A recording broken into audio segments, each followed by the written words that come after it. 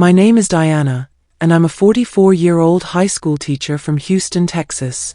I never thought I would be sharing my NDE, but after what happened to me, I feel compelled to tell you the truth. This is my near-death testimony of what happened when Jesus showed me the shocking truth about the cross, when he literally warned me, never use the symbol of the cross without knowing this truth. It happened on March 20th, 2022. I had just finished my last class of the day and was preparing lesson plans in my classroom when I suddenly felt an intense pain in my chest. At first, I thought it was just stress or heartburn, but within seconds, the pain became unbearable.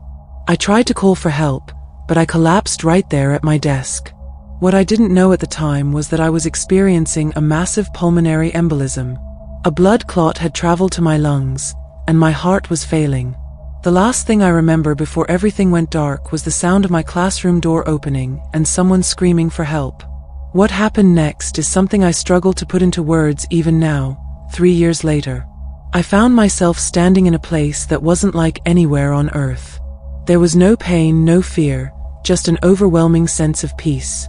In front of me stood a figure radiating light, and I immediately knew who it was. It was Jesus.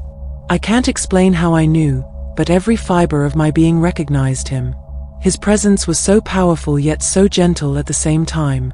Jesus looked at me with eyes full of compassion and said, "Diana, it is not yet your time, but I have brought you here because there is something important you need to understand. When you return, you must share this message with my people."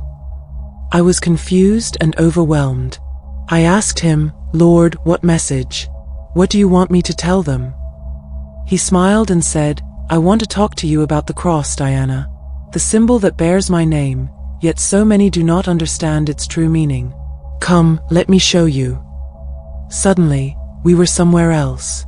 I can't describe it as a place exactly, but it was like we were standing outside of time, able to see different moments in history all at once. Jesus began to speak, and his words filled me with understanding I had never had before. "Diana," he said, "look at how people use the symbol of the cross in your world today. What do you see?"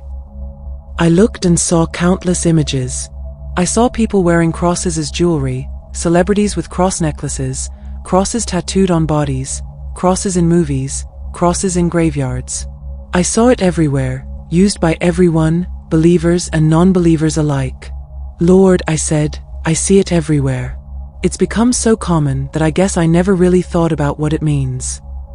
Jesus nodded. "That is exactly the problem, Diana. The cross has become trendy. It has become fashion. People wear it without understanding. Let me tell you a story that happened recently in your world. An elderly woman walked into a jewelry store looking for a ring. When she finally found what she wanted, do you know how she described it? She said, 'Do you have that ring with the little man hanging on a cross?' A little man, Diana. That's what I have become to many people. Just a little man on a piece of jewelry." His words struck me deeply. I had never thought about it that way before. Jesus continued, "When I walked the earth and told my followers that they must take up their cross and follow me, do you know what that meant to them? The cross was not a symbol of hope or faith then. It was a symbol of death, of the worst kind of execution the Roman Empire could inflict. It was a curse. When people heard me say those words, they felt fear and anxiety because they knew what the cross truly represented. He showed me visions of ancient times, of men being crucified, of the horror and shame associated with this method of execution. I saw Peter, Andrew, and Bartholomew, all crucified for their faith. The cross was an instrument of torture and death. But Lord, I asked, if the cross was such a terrible symbol, why do Christians use it now? Is it wrong? Is it a sin? Jesus looked at me with such love and said, "Diana, let me explain the full truth to you, and you must remember every word so you can share it with others when you return." He began to show me the history of the cross. I saw how, over centuries, people had used this symbol in ways that had nothing to do with his true message. I saw the Crusades in the 11th century, where people marched under the banner of the cross, killing and destroying in God's name. I saw European ships with crosses on their sails as they sailed to colonize new lands, bringing death and destruction to indigenous peoples. I saw violence, war, and bloodshed, all done while carrying the symbol of the cross. Did these people know me? Jesus asked. Did they understand my message of love, forgiveness, and sacrifice? No, Diana. They used my symbol, but they did not know my heart. They committed atrocities in my Father's name, but they were far from his kingdom. Lord, this is heartbreaking. Your symbol has been used for such evil. Yes, Jesus said, but Diana, I want you to understand something crucial. The cross is not about what people have made it. The cross is about what I did willingly for all of humanity. Let me show you the truth. Suddenly, I was watching the crucifixion, but not in the way movies show it. I was seeing it with spiritual eyes, understanding the full weight of what was happening. Jesus showed me that he went to the cross willingly. He reminded me of his own words from John chapter 10, verses 17 and 18. The Father loves me because I lay down my life, only to take it up again. No one takes it from me, but I lay it down of my own accord. I have authority to lay it down and authority to take it up again. This command I received from my Father. Diana, Jesus said, I was not a victim. I was not overpowered. I chose to go to that cross because it was the only way to save humanity from sin and death. Every stripe, every nail, every moment of suffering was me taking upon myself the punishment that all of humanity deserved. Do you understand what this means? Lord, you did this for us? For me? Yes, Diana. For you, for everyone who believes in me. None of you deserve salvation. None of you deserve heaven. But my Father is love, grace, and mercy. Grace means receiving something you don't deserve. The cross represents God's love for humanity. It was there that the Father condemned me, his only Son, so that you could receive forgiveness and salvation. In Romans 5 verse 8 it says, But God demonstrates his own love for us in this, while we were still sinners, Christ died for us. Jesus continued, The cross fulfills all the prophecies spoken by the prophets in the Old Testament. From the very beginning, in the Garden of Eden, my Father promised that one day the serpent's head would be crushed. That promise was fulfilled on the cross. In Genesis 3 verse 15, God said to the serpent, And I will put enmity between you and the woman, and between your offspring and hers. He will crush your head, and you will strike his heel. That prophecy was about me, Diana. Through my death and resurrection, I defeated sin, death, and Satan himself. I was beginning to understand, but I still had questions. Lord, so is it okay for Christians to wear the cross? Or is it wrong? Jesus looked at me seriously and said, Diana, this is what you must understand and share with others. The cross itself is not evil. The symbol is not wrong. But the heart behind wearing it is what matters. Let me explain when it becomes a problem. He showed me images of people wearing crosses as amulets, as good luck charms, as magical protection. When someone places their faith and trust in the symbol itself rather than in me, it becomes an idol. When someone thinks the cross has power apart from what I did on it, they have missed the entire point. In Exodus 20 verse 4, my Father commanded, You shall not make for yourself an image in the form of anything in heaven above, or on the earth beneath, or in the waters below. This command is about idolatry, about putting anything in the place that belongs to God alone. Jesus continued, There are also people who wear crucifixes with my image still on the cross. Diana, this troubles me for two reasons. First, because it violates the command about making graven images. But second, and more importantly, because it suggests that my death was the end of the story. But you and I both know that's not true, don't we? You rose again. I said, On the third day, you conquered death. Exactly, Diana. The cross is empty. I am not there anymore. I am risen. I am alive. When people wear a crucifix with my body still on the cross, they're telling an incomplete story.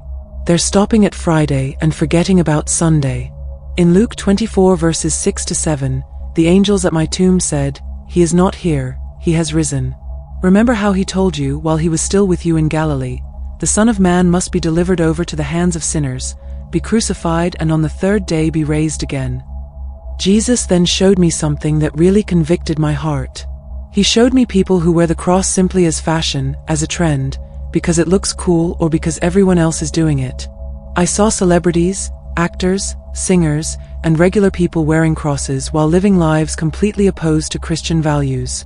Diana, Jesus said, in 1 Peter 3 verses 3 to 4, "My word says, your beauty should not come from outward adornment, such as elaborate hairstyles and the wearing of gold jewelry or fine clothes. Rather, it should be that of your inner self, the unfading beauty of a gentle and quiet spirit, which is of great worth in God's sight." This doesn't mean jewelry is forbidden. It means that your beauty, your identity, should come from who you are in me, not from what you wear. So many people wear my cross but don't know me. They wear it as decoration, as fashion, without any thought to what it represents or any desire to actually follow me. This should not be. In Matthew 7 verse 21 I said, "Not everyone who says to me, 'Lord, Lord,' will enter the kingdom of heaven, but only the one who does the will of my Father who is in heaven." Wearing a cross doesn't make you a Christian any more than standing in a garage makes you a car. I asked Jesus, "So when is it appropriate to wear the cross? When is it right?" Jesus smiled at me and said, "Diana, when your intention in wearing the cross is to share the message of the gospel with those around you, then it is beautiful.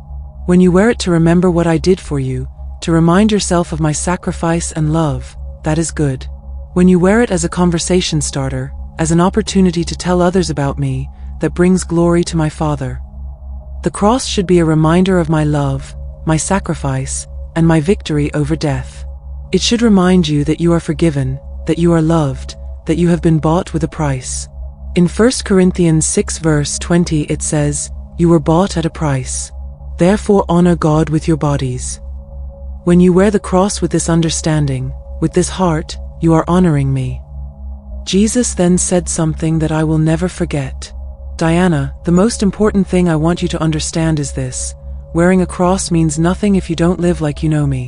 You can wear a cross on every finger, around your neck, tattooed across your entire body, but if your life doesn't show the transformation I've made in your heart, it's all meaningless. What good is it to wear my symbol if you don't love your neighbor? What good is it to display the cross if you gossip, lie, cheat, and hate? What good is it to wear my image if you never tell anyone about me or show them my love?" In James 2 verse 17, my word says, "Faith by itself, if it is not accompanied by action, is dead." Your faith must be lived out, Diana.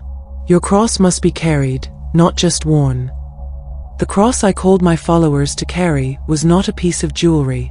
It was a life of sacrifice, of putting others before yourself, of dying to your own desires and living for my Father's kingdom. In Luke 9 verse 23 I said, "Whoever wants to be my disciple must deny themselves and take up their cross daily and follow me." That's the real cross, Diana. It's a daily decision to follow me, no matter the cost. Jesus showed me more. He showed me how the symbol of the cross appears in hospitals, bringing hope to the sick.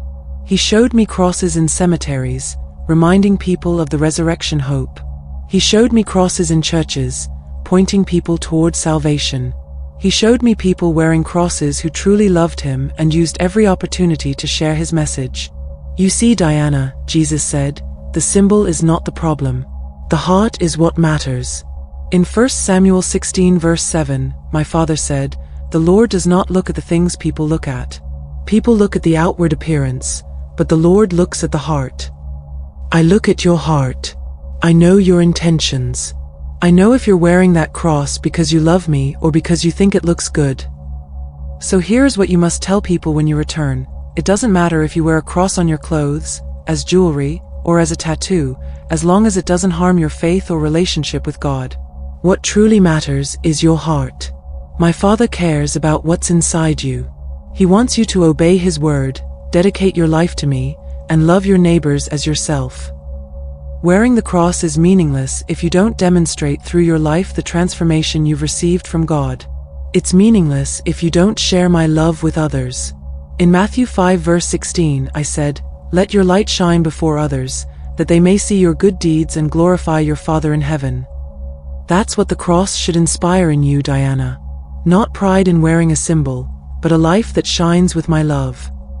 Jesus then told me something very specific. He said, "Diana, when you go back, many people will ask you about specific situations. Let me give you clear guidance.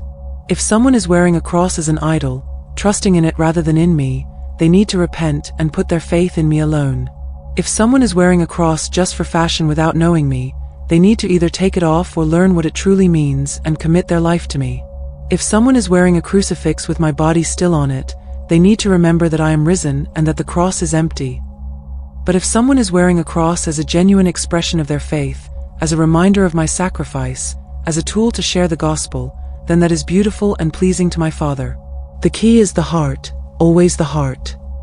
Jesus looked at me with such intensity and said, "Diana, the biggest lie the enemy wants people to believe is that symbols, rituals, and religious objects have power in themselves. They don't. I have the power. The cross has no power except for what happened on it. I am the way, the truth, and the life. No one comes to the Father except through me, as it says in John 14 verse 6. Not through a cross, not through any symbol, but through me. Tell people that if they want to honor the cross, they should live crucified lives." In Galatians 2 verse 20, Paul wrote, "I have been crucified with Christ, and I no longer live, but Christ lives in me. The life I now live in the body, I live by faith in the Son of God, who loved me and gave himself for me." That's what it means to truly carry the cross, Diana. It means dying to yourself so that I can live through you. I spent what felt like hours with Jesus, though time seemed to have no meaning in that place. He taught me so much about the cross, about faith, about what it means to truly follow him. He showed me that many people have turned Christianity into a religion of symbols and rituals, missing the relationship he wants with each person. Before I left, Jesus gave me one final instruction. He said, "Diana, when you return to your body, you will face skepticism. Many will not believe your story. Some will think you're crazy or making it up.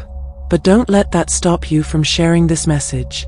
There are people who need to hear this truth. There are people wearing my cross who don't know me, and I want them to know me.